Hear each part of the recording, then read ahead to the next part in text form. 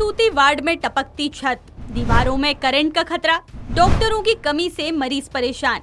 जिस अस्पताल में लोगों को नया जीवन मिलना चाहिए, आज वही अस्पताल खुद बदहाल व्यवस्था का शिकार बन चुका है। भरतपुर विकास खंड के 83 ग्राम पंचायतों की स्वास्थ्य सेवाओं का भार संभालने वाला जनकपुर सामुदायिक स्वास्थ्य केंद्र अव्यवस्थाओं, डॉक्टरों की कमी और जर्जर भवन के कारण गंभीर सवालों के घेरे में आ गया है। कागजों में यह अस्पताल 100 बिस्तरों वाला बताया जाता है, लेकिन धरातल पर हालात इतने खराब हैं कि मरीजों और उनके परिजनों में भय का माहौल बना हुआ है। तो बहुत बड़ी इशू है बिल्डिंग की।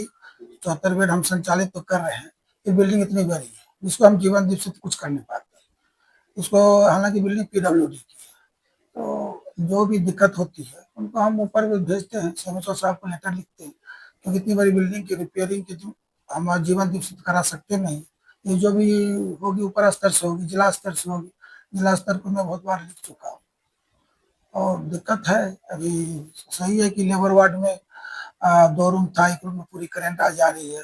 उसके मरीज को हम उसी रूम में शिफ्ट कर रहे हैं। करीबन यहाँ 100 सुपर डिलीवरी हो रही पर मंथ। वर्तमान में अस्पताल में करीब 70 से 75 बेड ही संचालित हो पा रहे हैं, जबकि मरीजों की संख्या लगातार बढ़ रही है। सबसे चिंताजनक स्थिति महिला प्रसूति वार्ड की है, जहां हर पल हादसे का डर बना हुआ रहता है। वार्ड की छत से लगातार प्लास्टर झड़ रहा है। सीपेज के कारण दीवारों और छतों में नमी भर चुकी है। अस्पताल कर्मचारियों और स्थानीय लोगों के अनुसार कई स्थानों पर करंट आने जैसी स्थिति भी बन रही है। ऐसे में यहाँ भर्ती गर्भवती महिलाओं और नवजात शिशुओं की सुरक्षा को लेकर गंभीर सवाल खड़े हो गए हैं। साथ ही स्थानीय लोगों का आरोप है कि अस्पताल भवन लंबे समय से मरम्मत की मांग कर रहा है, लेकिन जिम्मेदार विभागों की ओर से अब तक कोई ठोस पहल नहीं की गई। बारिश का मौसम नजदीक आते ही खतरा और बढ़ने की आशंका जताई जा रही है। मरीजों के परिजनों का कहना है कि मजबूरी में उन्हें इसी अस्पताल में इलाज कराना पड़ रहा है, लेकिन यहाँ की हालात देखकर डर बना रहता है कि कहीं कोई बड़ा हादसा ना हो जाए।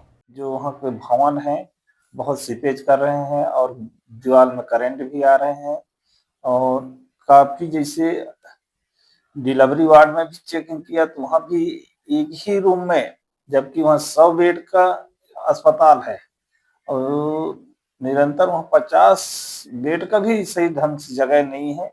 लोग काफी परेशान हैं, अपने भरतपुर क्षेत्र के नागरिक। और निरीक्षण के दौरान मैं डीएमओ साहब को भी बोला हूँ, जनपद उपाध्यक्ष भी थे, जनपद सदस्य भी थे। हम लोग एक बहुत बड़ी टीम बना के गए थे।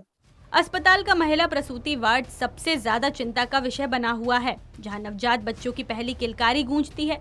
वहीं अब छत से गिरते प्लास्टर और दीवारों में फैलती नमी ने खतरे का माहौल बना दिया है। वार्ड में भर्ती महिलाओं के परिजनों का कहना है कि कई बार रात में छत से पानी टपकता है और बिजली के तारों के पास नमी होने से डर बना रहता है। जनकपुर अस्पताल केवल नगर क्षेत्र ही नहीं, बल्कि ग्रामीण इलाकों की बड़ी आबादी के लिए भी मुख्य स्वास्थ्य केंद्र है।